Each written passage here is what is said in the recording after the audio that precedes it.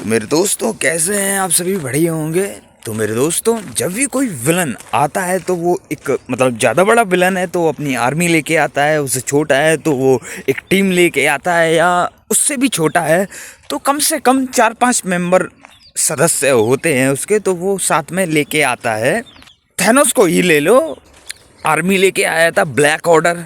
तो मेरे दोस्तों उसी तरह डॉक्टर डूम भी एक आर्मी लेके आएगा, कह सकते हैं, या कुछ मेंबर्स लेके आएगा। तो मेरे दोस्तों उसी पे आज बात करते हैं। टीम के जो मेंबर रहेंगे वो क्या हो सकते हैं, जो मुझे लगते हैं। अगर आपको सही लगे तो बताना मेरे दोस्तों। तो मेरे दोस्तों आइए जानते हैं, देखते हैं कौन कौन से मेंबर हो सकते हैं।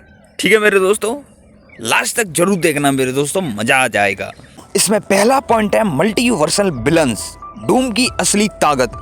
तो मेरे दोस्तों जो डूम रहेगा वो अलग अलग यूनिवर्स में ऐसे विलन्स चुनेगा जिन्होंने मतलब कि अपनी ही दुनिया में हीरोज को हराया, जैसे कि एवेंजर्स वगैरह वगैरह को हराया है। तो मेरे दोस्तों इसमें आता है मैस्ट्रो हल्क।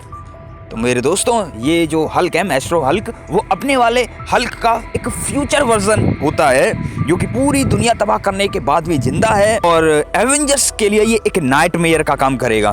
फिर दूसरे पे आता है किंग थैनोस, एक ऐसा थैनोस जिसने पूरा ब्रह्मांड जीत लिया।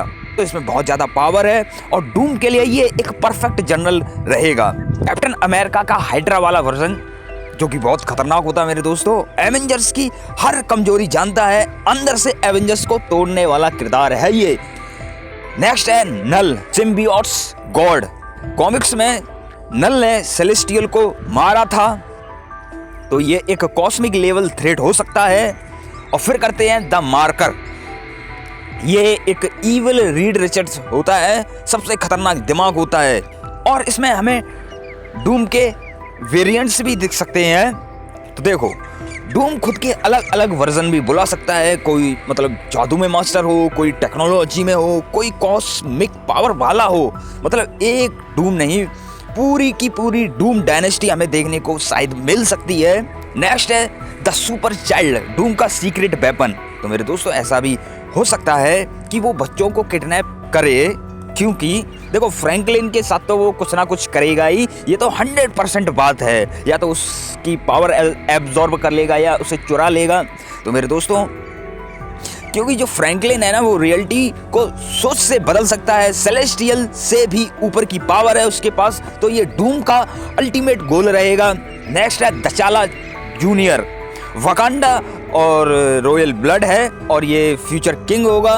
तो मेरे दोस्तों इसलिए ये सिंबॉलिक और स्ट्रेटेजिक पावर के लिए डूम उसको चुरा सकता है। नेक्स्ट है लव, मतलब कि थॉर की बेटी। इसके चांस कम है, लेकिन इटर्निटी की इस पर ब्लेसिंग है, गॉड लेवल की एनर्जी है, कॉस्मिक की भी हो सकती है, कुछ भी हो सकता है, अभी तो मुझे यही लग रहा है। लेकिन मेरे दोस्तों जो डूम है शायद बच्चों को मारे नहीं, बल्कि मोहरे की तरह इस्तेमाल करना चाहता है ताकि मल्टीवर्स उसके कंट्रोल में आ जाए। नेक्स्ट है स्कारलेट विच। तो मेरे दोस्तों वैसे तो अगर देखा जाए स्कारलेट विच मर गई है, लेकिन जो कहानी है वो तो डूम के बारे में है, और कॉमिक्स में जहाँ डूम है वहाँ स्कारलेट विच का आना 100% कंफर्म है। तो ऐसा हो सकता है हमें दिख जाए, क्या पता।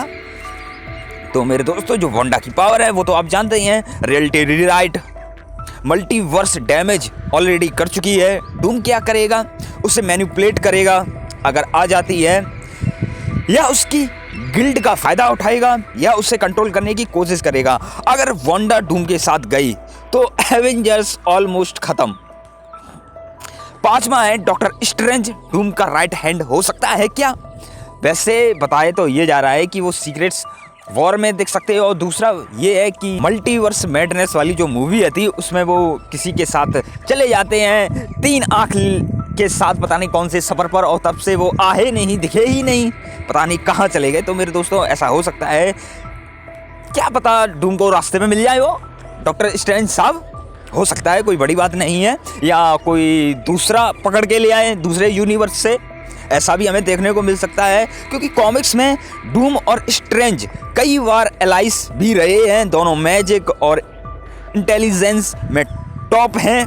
तो थ्योरी ये हो सकती है कि डूम डॉक्टर स्ट्रेंज को कन्विंस कर सकता है या किसी फ्यूचर को दिखाकर मजबूर कर सकता है। अगर स्ट्रेंज डूम के साथ गया तो मल्टीवर्स की रक्षा करने वाला ही उसे तोड़ देगा।